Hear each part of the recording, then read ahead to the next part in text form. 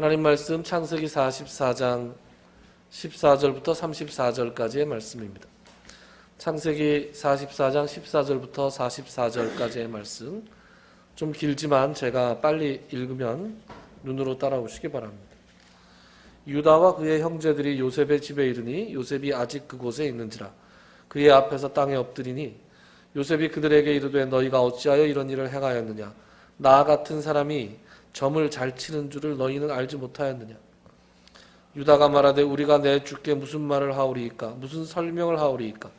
우리가 어떻게 우리의 정직함을 나타내리이까? 하나님이 종들의 죄악을 찾아내셨으니 우리와 이 잔이 발견된 자가 다 내 주의 노예가 되겠나이다. 요셉이 이르되 내가 결코 그리하지 아니하리라. 잔이 그 손에서 발견된 자만 내 종이 되고 너희는 평안히 너희 아버지께로 도로 올라갈 것이니라. 유다가 그에게 가까이 가서 이르되 내 주여 원하건대 당신의 종에게 내 주의 귀에 한 말씀을 아뢰게 하소서. 주의 종에게 노하지 마소서. 주는 바로와 같으심이니이다.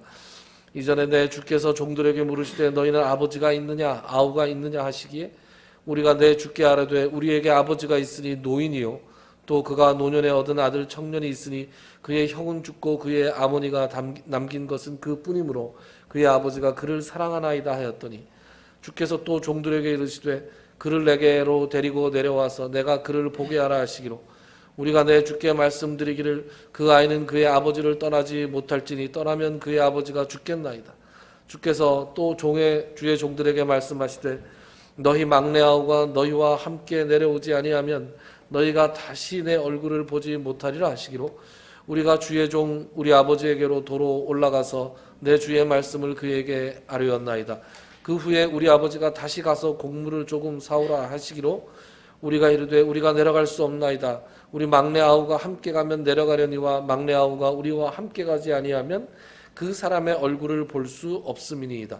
주의 종 우리 아버지가 우리에게 이르되 너희도 알거니와 내 아내가 내게 두 아들을 낳았으나 하나는 내게서 나갔으므로 내가 말하기를 틀림없이 찢겨 죽었다 하고 내가 지금까지 그를 보지 못하거늘 너희가 이 아이도 내게서 데려가려 하니 만일 재해가 그 몸에 미치면 나의 흰머리를 슬퍼하며 수월로 내려가게 하리라 하니 아버지의 생명과 아이의 생명이 서로 하나로 묶여 있거늘 이제 내가 주의 종 우리 아버지에게 돌아갈 때에 아이가 우리와 함께 가지 아니하면 아버지가 아이의 없음을 보고 죽으리니 이같이 되면 종들이 주의 종 우리 아버지가 흰머리로 슬퍼하며 스올로 내려가게 함이니이다. 주의 종이 내 아버지에게 아이를 담보하기를 내가 이를 아버지께로 데리고 돌아오지 아니하면 영영이 아버지께 죄짐을 지리이다 하였사오니 이제 주의 종으로 그 아이를 대신하여 머물러 있어 내 주의 종이 되게 하시고 그 아이는 그의 형제들과 함께 올려 보내소서. 그 아이가 나와 함께 가지 아니하면 내가 어찌 내 아버지에게로 올라갈 수 있으리까? 두렵건대 재해가 내 아버지에게 미침을 보리이다. 아멘. 지난 시간이 언제예요? 성탄절 전에, 그죠? 성탄절 전에 읽었던 그 지난 시간에 그때 창세기 44장 1절부터 13절까지의 말씀을 살펴보았을 때 우리가 뭘 기억하세요? 요셉의 형들이 샤 유턴하는 거 기억하세요? 샤 유턴했던 거. 그래서 그것이 아주 놀라운 유턴이었다. 위대한 돌아섬이었다. 그런 말씀을 드렸습니다. 그것이 요셉의 마지막 형들에 대한 마지막 시험이었습니다. 베냐민과 형들을 떨어뜨려 놓을 때 과연 형들이 어떻게 나올까? 그것을 요셉이 보고자 했던 것이었죠. 그런데 놀랍게도 형들은 마치 약속이라도 한 듯이 다 같이 아무 말 없이 요셉의 집으로 돌아오고 있었습니다. 자기가 알던 옛날의 그 형들이 아니었습니다. 이제 형들은 집에서 기다리고 있는 요셉을 이제 만나는 일이 남았습니다. 자, 그러면 그들이 만나서 어떤 일이 벌어졌을까? 그것이 오늘 본문의 이야기입니다. 14절부터 17절까지를 한번 같이 봅시다. 14절 유다와 그의 형제들이 요셉의 집에 이르니 요셉이 아직 그곳에 있는지라 그의 앞에서 땅에 엎드리니 그랬습니다. 또 엎드렸죠? 형들이 얼마나 엎드려야 되는 거예요? 아주 그냥 요새 보기만 하면 자동으로 엎드립니다. 이 엎드리는 꿈을 꾸고 하나님이 요셉을 통해서 이 엎드리는 꿈을 줬는데 그 꿈을 그렇게 시샘하고 그 꿈을 그렇게 미워하고 심지어는 그 꿈을 막아서는, 즉 하나님의 뜻을 막아서는 사람들이었잖아요. 그 사람들이 마땅히 받아야 하는 대가를 지금 받고 있는 겁니다. 목사님 저기 문 좀 닫아주시겠어요? 제가 저기 휴대폰을 틀어놓고 왔나 봐요. 그래서 지금 제가 하는 방송이 저기서 나와서 막 메아리가 치고 있어요 지금. 아, 끈다고 껐는데 안 꺼졌어요 지금. 이제 안 들리죠? 네. 아까도 저만 들었나요? 들으셨죠? 지금도 들려요? 뭐 어떻게 한번 잘 꺼보십시오. 아니면 어디 좀 어떻게 지문으로 열어야 되는데. 아, 전원이 꺼지나요? 네. 끌 수 있으면 좋겠습니다. 자, 요셉은 지금 집에서 기다리고 있습니다. 요셉이 공사가 다 망한 총리 되시는데 형들이 돌아오기를 애타게 기다리면서 집에 그대로 있었다 그랬습니다. 요셉은 형들이 다 같이 돌아온다는 소리를 듣고 이미 마음이 다 녹아 있었어요.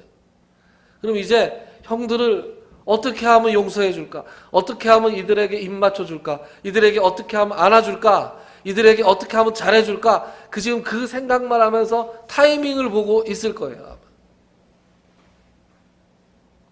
그런데 15절 요셉이 그들에게 이르되 너희가 어찌하여 이런 일을 행하였느냐?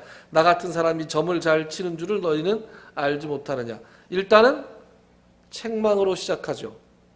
시험을 봤는데 시험을 맞춰야 될 거 아닙니까?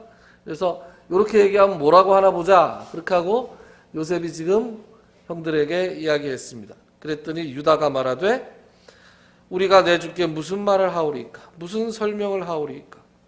우리가 어떻게 우리의 정직함을 나타내리까? 하나님이 종들의 죄악을 찾아내셨으니 우리와 이 잔이 발견된 자가 다 내 주의 노예가 되겠나이다. 드디어 유다가 등장했습니다. 요셉의 이야기를 시작하면서 요셉의 이야기는 요셉의 이야기만이 아니라 요셉과 유다의 이야기다. 그런 얘기를 했습니다. 그 유다가 본격적으로 활약을 하는 장면이 여기에 나오는 거예요. 유다는 형제들 사이에서 리더십이 상당했다라고 말씀드렸습니다. 야곱을 설득해서 베냐민을 데려온 것도 바로 유다였죠. 베냐민이 잘못되면 그 죄를 제가 아버지 앞에서 영원히 책임을 지겠습니다. 그렇게 자기 자신을 담보로 잡고 지금 베냐민을 데리고 왔습니다. 그러니 베냐민을 붙잡아 놓겠다 하는 말에 유다가 나서지 않을 수도 없는 그런 상황이죠. 유다의 말을 통해서 지금 벌어지고 있는 일들에 대한 이 형제들의 그 인식이 드러납니다. 베냐민이 훔쳤을까? 아니면 억울한 일을 당했을까? 지금 도대체 어떻게 된 것일까? 라는 것에 대한 옥신각신함이 성경 본문에 안 나온다 그랬잖아요. 너 진짜 훔쳤어? 이런 말을 안 했다고. 궁금해하지 않아요. 그리고 묵묵히 쫓아오는데 그 사람들 마음속에 어떤 생각이 있느냐? 바로 이런 생각이 있는 거예요. 어떤 생각이요? 유다의 말 가운데 이런 말이 나옵니다. 하나님이 종들의 죄악을 찾아냈다.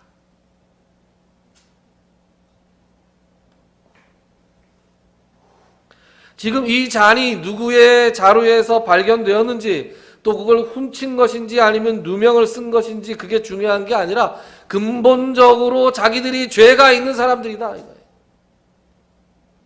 그래서 이런 벌을 받아 마땅하다.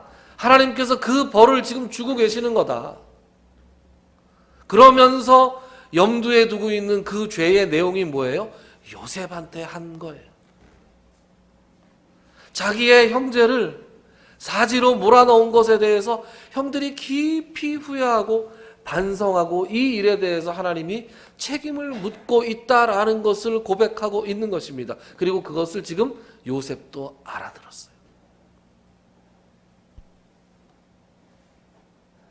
그리고 유다는 나가서 말합니다. 이 잔이 발견된 자뿐만 아니라 우리 모두가 다 노예가 되겠습니다. 이렇게 얘기합니다. 그런데 17절에 요셉은 뭐라 그래요? 요셉이 이르되 내가 결코 그리하지 아니하리라. 잔이 그 손에서 발견된 자만 내 종이 되고 너희는 평안히 너희 아버지께로 도로 올라갈 것이다. 아니다 이거예요. 내가 그렇게 안 하겠다. 잔이 발견된 그 사람만 남고 나머지는 다 평안히 돌려보낼 것이다. 자, 이제 다 왔어요. 끝까지 왔어요. 이제 최종 선택만 남았어요. 이제 마지막에 이제 한마디 하면 끝이 나는 거예요. 베냐민을 놓고 돌아갈 것인지 아니면 베냐민과 함께 남을 것인지. 유다는 이렇게 말하지만 아마 형제들 중에서는 웬만하면 갔으면 하는 사람들도 있을지도 몰라요. 그렇지 않겠습니까? 그때 이 시점에서 바로 학자들 사이에 성경에 나오는 즉흥 연설 중에서 가장 아름다운 연설이다라고 얘기하는 유다의 연설이 나와요. 그게 18절부터의 말씀이에요. 18절부터를 다시 일일이 다 읽진 않겠습니다. 이런 얘기예요. 18절 같이 한번 읽어볼까요? 18절만 시작. 유다가 그에게 가까이서 이르되 내 주여 원하건대 당신의 종에게 내 주의 한 말씀을 알게 하소서. 주의 종에게 노하지 마소서. 주는 바로와 같으십니다. 아멘. 이게 말을 좀 알아듣기가 어려운 게 뭐 내 주의 종에게 막 당신의 종에게 이런 표현들이 많이 나와서 누가 누군지 좀 알아듣기가 어려워요. 이 말을 아까도 제가 읽을 때 따라오셨겠지만 잘 읽어야 됩니다. 어쨌든 지금 유다가 앞으로 척 나서면서 한 걸음 앞으로 나와서 뭐라 그러냐 하면 제가 마지막으로 딱 한 말씀만 드리겠습니다. 화내지 마십시오. 제가 마지막으로 딱 한 말씀만 드릴 테니까 노여워하지 마십시오. 그러면서 이런 얘기를 쭉 합니다. 여러분들도 다 아시는 얘기예요. 이 유다가 한 얘기를 한번 들어보겠습니다. 우리가 처음 왔을 때 당신이 우리를 간첩으로 생각하셨다. 그리고 아버지가 있느냐 아우가 있느냐 물어보셨다. 그래서 아버지도 있고 아우도 있다 그렇게 대답을 했다. 그랬더니 너희가 정탐꾼이 아니라는 것을 증명하려면 아우를 데리고 와봐라. 그래서 아니 아우는 좀 곤란한데요. 그랬더니 너희가 그 아우를 못 데리고 오면 절대로 내 얼굴을 다시 못 볼 것이다. 그렇게 하고 우리가 돌아가지 않았습니까? 그래서 말씀을 들은 대로 우리가 우리 아버지에게 이차저차해서 우리가 아우를 데려가야 되는데 아우를 좀 내주십시오 했더니 아버지가 나가 내 눈에 흙이 들어가거든 데리고 가라. 뭐 이렇게 얘기하신 거죠.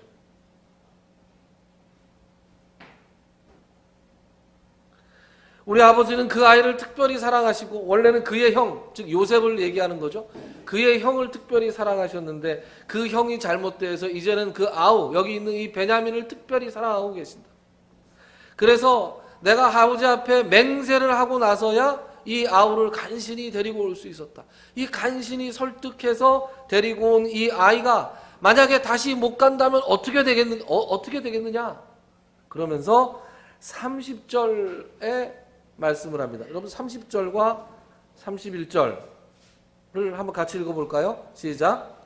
아버지의 생명과 아이의 생명이 서로 하나로 이끌 이제 내가 주의 종 우리 아버지에게 돌아갈 때 아이가 우리와 함께 가지 아니하면 아버지가 아이의 없음을 보고 죽으리니 이같이 되면 종들이 주의 종 우리 아버지가 흰머리로 슬퍼하며 수월로 내려가게 함이니이다. 아멘. 아버지의 생명과 아이의 생명이 서로 얽혀 있다는 거예요. 그래서 이 아이가 가지 못하면 우리 아버지가 어떻게 된다고요? 죽는다고요. 어떻게 자식된 도리로 아버지가 죽는 것을 우리가 볼 수가 있겠습니까? 라고 지금 간곡하게 호소하고 있는 거예요.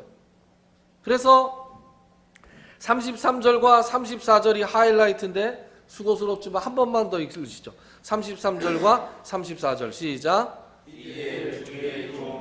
그 아이를 대신하여 머물러 있어 내 주의 종이 되게 하고 그 아이는 그의 형제들과 함께 올려 보내소서. 그 아이가 나와 함께 가지 아니하면 내가 어찌 내 아버지에게로 올라갈 수 있으리이까? 두렵건대 내 아버지에게 미침을 보리이다. 아멘. 제가 있겠습니다.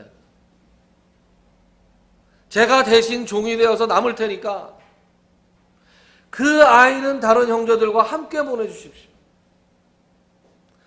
아이를 데리고 가지 아니하면 제가 아버지의 얼굴을 볼 수가 없고 두렵건대 아버지가 결국 슬퍼하시다가 돌아가시게 될 것인데 우리가 어떻게 자식된 도리를 그렇게 할 수 있겠습니까? 제가 대신 남을 테니 베냐민을 보내주십시오. 여러분, 유다의 말이 어때요? 유다의 이 말 속에는 요셉이 듣고 싶고 확인하고 싶었던 모든 것들이 다 들어가 있었어요. 형제 간의 사랑, 아버지에 대한 사랑, 그리고 전체 가족을 구하기 위해서 자기 한 몸을 던져서 희생하고 헌신하는 그러한 태도들, 그러한 숭고한 태도들이 다 녹아 있었습니다. 이 말을 듣고 요셉이 어떻게 했을까요? 다음 시간에 살펴보도록 하겠습니다. 다음 시간. 본문에는 안 나옵니다. 여러분, 유다의 모습에서 예수님의 모습이 보이지 않으세요? 온 가족을 위해서 본인이 반드시 그렇게 해야만 하지 않음에도 불구하고 자기 자신을 던져서 헌신하고 희생하는 유다의 모습에서 우리 온 인류를 위해서 자기 몸을 아낌없이 던지고 희생하고 헌신하셨던 예수 그리스도의 모습이 보이는 것 같습니다. 그러고 나서 우리가 생각을 해보면 예수 그리스도께서 누구의 후손으로 태어나세요? 유다의 후손으로 태어나시죠. 이게 우연이 아닌 거예요. 유다는 자기 자신을 과감하게 던짐으로써 그 당시에도 형제들 사이에서 리더십을 가질 수가 있었고 장차 이스라엘의 왕권이 유다 지파에서 계속해서 나오게 됩니다. 창세기 49장 10절에 보면은 야곱이 유다를 향해서, 야곱이 12아들을 향해서 다 예언을 하는데 그 중에 유다를 향해서는 뭐라고 예언을 하냐 하면 이런 말씀이 나와요. 유다를 향한 야곱의 예언, 규가 유다를 떠나지 아니하며 통치자의 지팡이가 그 발 사이에서 떠나지 아니하기를 실로가 오시기까지 이르리니 그에게 모든 백성이 복종하리로다. 그러니까 유다의 허리에서 왕들이 나올 것이라는 것을 예언하고 있습니다. 그래서 나온 왕이 누구예요? 다윗이죠. 다윗. 그러니까 다윗이 유다 지파고 예수 그리스도도 유다 지파 다윗 왕의 이름으로 오시는 메시아인 거예요. 여러분, 이게 결코 우연이 아니었던 것입니다. 저는 유다가 자기 몸을 다 던져서 예수 그리스도께서 보여주셨던 것 같은 사랑과 희생과 헌신의 모습을 보여준 것을 보면서 오늘날 이 땅을 살아가는 성도의 모습이 바로 이러해야 된다라는 생각을 해봅니다. 말로 하는 것이 아니라 행동하는 믿음. 오늘날 교회가 힘이 없는 이유는 말하는 사람은 많은데 행동하는 이들이 적기 때문에 그렇습니다. 제가 오늘 설교를 이렇게 준비하고 저 안에서 기도하고 있는데 밖에서 이 말씀을 다들 하셔가지고 깜짝 놀랐어요. 이게 야고보서 1장 말씀이에요. 오늘 이걸 왜 외우신 거예요, 밖에서? 아까? 아니, 제 설교 온 거를 보셨나? 야고보서 1장 25절부터 27절까지의 말씀에 이런 말씀이 나옵니다. 자유롭게 하는 온전한 율법을 들여다보고 있는 자는 듣고 잊어버리는 자가 아니요 실천하는 자니 이 사람은 그 행하는 일에 복을 받으리라. 누구든지 스스로 경건하다 생각하며 자기 혀를 재갈 물리지 아니하고 자기 마음을 속이면 이 사람의 경건은 헛것이라. 자기 혀를 재갈 물리지 아니하고 라는 말은 말을 많이 하지 말고 이런 말이죠. 예? 말로 하지 말고 실천을 해라. 실천을 해라. 자기 마음을 속이면 이 사람의 경건은 헛것이라. 하나님 아버지 앞에서 정결하고 더러움이 없는 경건은 곧 고아와 과부를 그 환난 중에 돌보고, 진정한 경건은 자기 주변의 이웃의 어려움을 돌보는 경건이다. 자기를 지켜 새 속에 물들지 아니하는 것이 참된 경건이다. 야고보 사도가 그렇게 이야기하고 있습니다. 야고보서 2장에 보면 더 적나라한 말씀이 나와요. 내 형제들아, 만일 사람이 믿음이 있노라 하고 행함이 없으면 무슨 유익함이 있으리요? 그 믿음이 능히 자기를 구원하겠느냐? 만일 형제나 자매가 헐벗고 일용할 양식이 없는데 너희 중에 누구든지 그에게 이르되 평안히 가라, 덥게 하라, 배부르게 하라 하며 그 몸에 쓸 것을 주지 아니하면 무슨 유익이 있으리요? 이와 같이 행함이 없는 믿음은 그 자체가 죽은 것이라. 주변에 형제가 당장 밥 먹을 돈이 없는데 내가 손을 꼭 잡으면서 형제님 제가 기도할게요 이렇게 얘기하는 게 아니라 단돈 5,000원, 10,000원이라도 봉투에 넣어서 밥 사 먹어 하고 쥐어줄 수 있는 게 믿음이다 이거예요.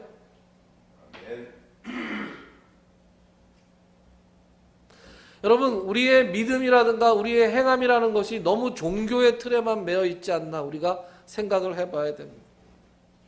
종교의 틀에서 일어나는 일이 아니라 우리의 믿음과 행함, 우리의 실천이라는 것이 우리의 일상생활 속에서 일어나야 돼요. 교회 밖이냐 아니냐를 따지는 것이 그렇게 중요한 건 아니지만 굳이 따지자면 교회 밖에서 일어나야 돼요. 대부분의 성도들이 교회 생활에 너무 익숙해요. 교회 생활에만 너무 익숙해요. 그래서 믿음의 척도가 출석이에요. 그 사람이 얼마나 믿음이 좋으냐, 얼마나 출석을 잘하냐로 자꾸 평가를 하려고 그래요.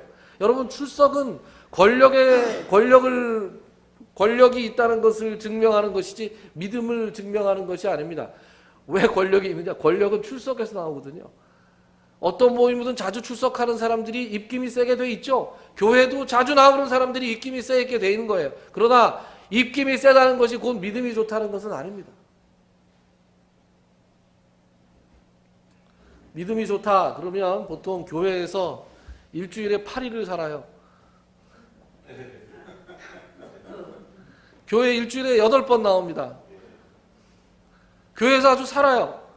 그럼 목사들 눈이나 교회에 맨날 나오는 사람들 눈에 참 저 사람 신앙생활 잘한다 그렇게 생각하지만 과연 그것이 신앙생활을 잘하는 것인지 우리가 곰곰이 한번 따져봐야 됩니다. 그러면 도대체 언제 그분은 직장을 돌보고 언제 가정을 돌보고 언제 다른 인간관계를 돌볼 거예요. 그래서 교회에 자주, 목사의 눈에 자주 눈에 띄는 사람들이 옛날에는 신앙이 좋은 줄 알았어요. 저도. 그러나 그런 분들이 다른 일에 충실하기가 쉽지가 않습니다. 제가 주보를, 이 생명의 떡을 참 열심히 만들어요. 자화자찬이네요. 죄송합니다. 열심히 만듭니다, 제가. 이거 그냥 원고를 그냥 쓱 넣는 게 아니라 맨 앞에 쓰는 칼럼도 다 다시 쓰는 거예요. 다 열심히 다시 씁니다. 애초에 이게 전도지로 활용이 됐으면 좋겠다 라는 생각을 하고 만들었어요. 그런데 그 말을 못하고 있었는데 어느 날 전도지로 활용해 주시는 걸 보고 얼마나 감사했는지 몰라요.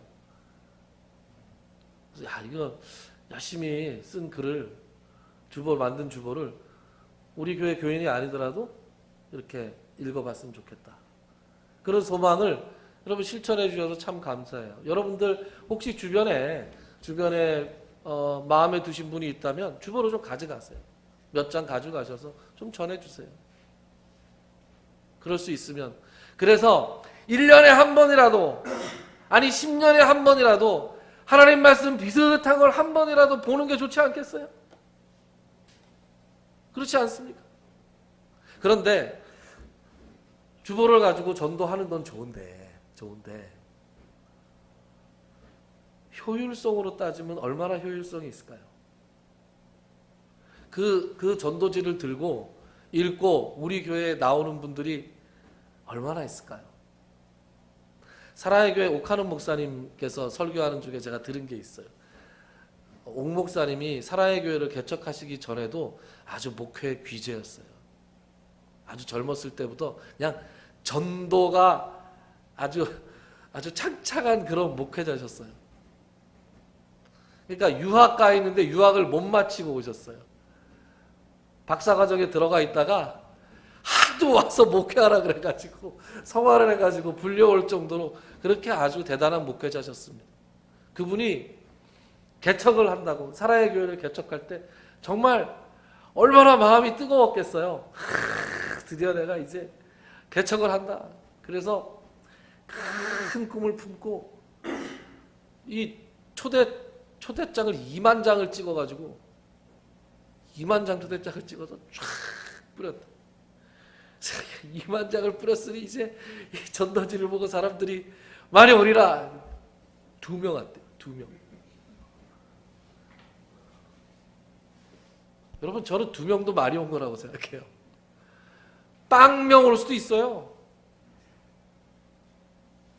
효율성의 측면에서만 보면 전도지를 주보를 나눠주는 것이 의미가 없다는 것이 아닙니다. 의미가 있습니다. 앞에서 말한 대로 계속 잘해주셨으면 좋겠어요. 그런데 효율성에서만 보면 전도는 관계 중심으로 해야 돼요. 관계 중심. 내가 아는 분들을, 나의 지인들, 네? 이런 사람들하고 해야 돼요. 근데 문제는 말이에요. 교회 생활 한 10년 하면 지인들이 없어요. 이 모든 인간관계가 다 여기 있어요. 그러니까 요새는 잘 안 하지만 뭐 우리 교회에서 앞으로 할지 안 할지 저는 뭐 개인적으로 별로 좋아하는 방법은 아니지만 뭐 이런 거 있잖아요. 새생명 축제, 뭐 총동원 주일 뭐 이런 거 있잖아요.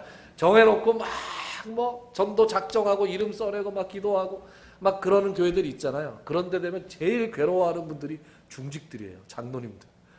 교회 한 30년 40년 다니니까 모든 인간관계가 다 여기 있는데 어디 가서 누구를 전도를 해와요. 아무도 모르죠. 직장 동료를 데려오고 싶은데 직장 동료들하고 어울려 본 적이 없어. 교회 오느라고. 회식도 맨날 빠지고 야유회 간다 그러면 빠지고 다 빠졌는데 누구하고 말을 섞어봤어야 갑자기 뜬금없이 교회 갑시다. 그러면 교회가 와지나요? 그렇지 않습니다.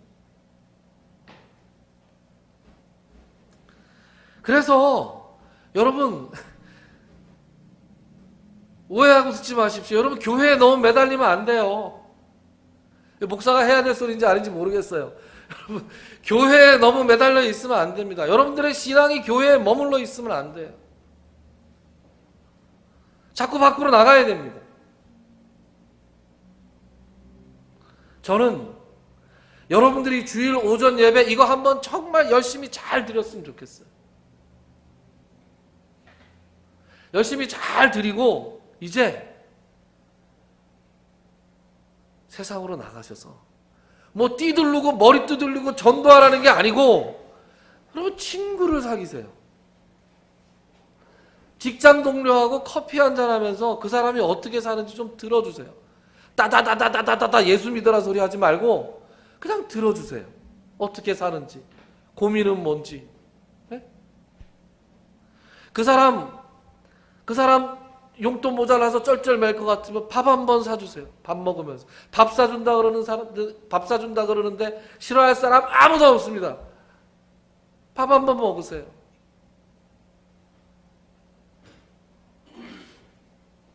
제 친구 목사님 중에서는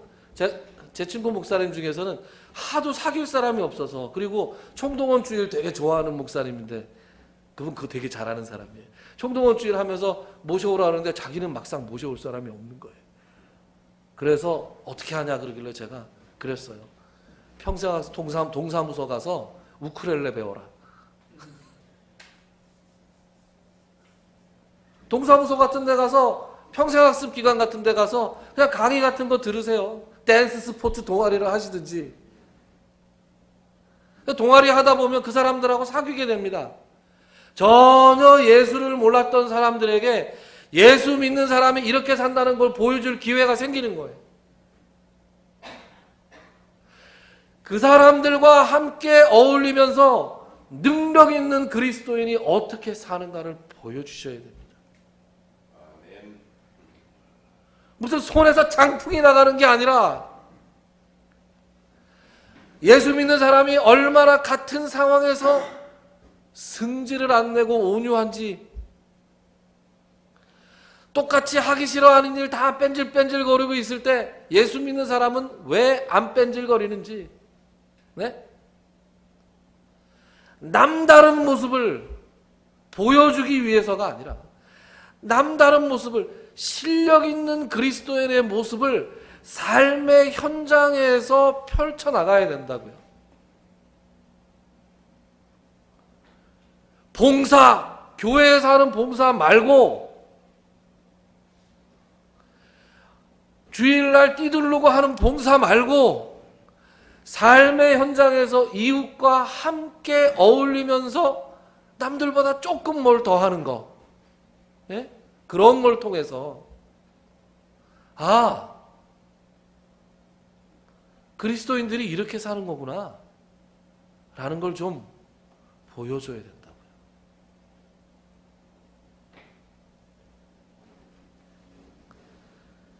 배고프다 그러면 밥 사주고, 커피 마시고 싶다 그러면 커피 사주고, 우리 교섭장들이 맨날 그러시죠. 밥 사주고 커피 사주고.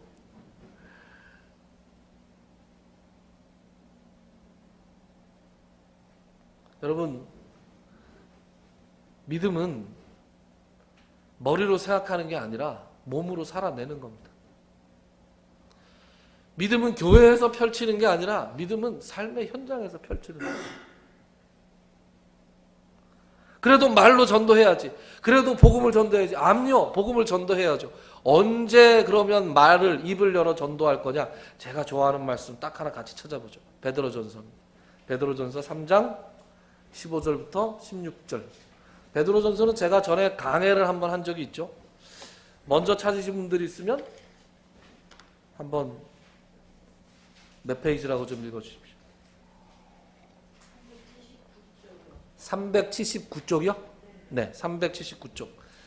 베드로전서 3장 15절부터 16절. 찾으셨으면 같이 한 목소리로 읽겠습니다. 시작. 너희 마음에 그리스도를 주로 삼아 거룩하게 하고 너희 속에 있는 소망에 관한 이유를 묻는 자에게는 대답할 것을 항상 준비하되 온유와 두려움으로 하고 선한 양심을 가지라. 이는 그리스도 안에 있는 너희의 선행을 욕하는 자들로 그 비방하는 일에 부끄러움을 당하게 하려 함이라. 아멘. 우리가 그리스도를 주로 삼아서 거룩한 삶을 살아야 됩니다. 거룩하다는 것은 얘기하면 길어요. 세상의 삶의 원칙에 따라 살지 않는 게 거룩하게 사는 거예요. 세상 사람들이 다 무언가를 추구할 때 그것을 추구하지 않고 사는 게 거룩하게 사는 겁니다. 그런데 그렇게 남다르게 살아가다가 여기 있는 말씀이 핵심입니다. 너희 속에 있는 소망에 관한 이유를 묻는 자에게는 대답할 것을 항상 준비해라. 왜 그렇게 사세요? 라고 물을 때 저는 이러해서 이렇게 삽니다. 늘 함께 어울렸던 사람에게 내가 교회 다닌다는 소리, 예수 믿는다는 소리 안 하다가 어느 날 내가 예수 믿습니다. 그럴 때 그 사람의 반응을 보면 내가 어떻게 사는지 알아요. 어쩐지 하고 반응을 하면 잘 산 거예요. 어쩐지 좀 다르시더라. 아이고 집사님이셨어요? 권사님이셨어요? 아유 어쩐지 좀 다르시더라. 이렇게 반응이 나와야 되는데 뭐라고요? 이렇게 반응이 나오면 전 늘 그런 생각하고 살아요.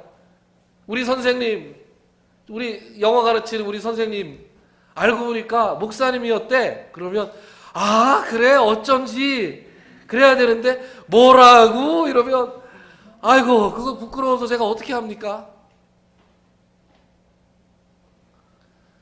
아, 목사님이셨군요. 그래서 그랬군요. 라고, 그래서 내가 믿는 믿음에 대해서 사람들이 궁금해야 돼요.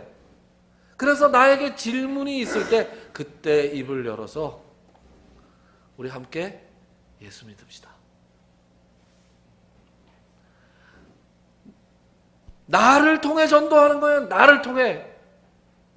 내가 전도의 화신이에요. 내가 예수 그리스도의 말씀이에요. 내가 성육신이에요. 나를 보고 사람들은 예수를 봅니다. 성경을 보고 예수를 보지 않아요. 나를 보고 예수를 봅니다. 그러니까 나를 통해서 예수가 전도돼야 되는데 다들 교회에만 와서 모든 생활이 다 교회에만 있으면 어떻게 하냐고요. 여러분, 이제 한 해를 시작합니다. 유다의 희생과 헌신, 예수님의 십자가의 헌신, 말이 아니라 자신을 던져서 희생하고 헌신했던 그 행동하는 믿음을 우리가 올 한 해의 목표로 삼았으면 참 좋겠습니다. 그래서 우리의 행함이 있는 믿음으로 말미암아서 하나님을 기쁘시게 하고 이웃이 우리의 믿음의 대열에 동참하게 할 수 있는 여러분들이 다 되시기를 주님의 이름으로 축원합니다. 기도합시다.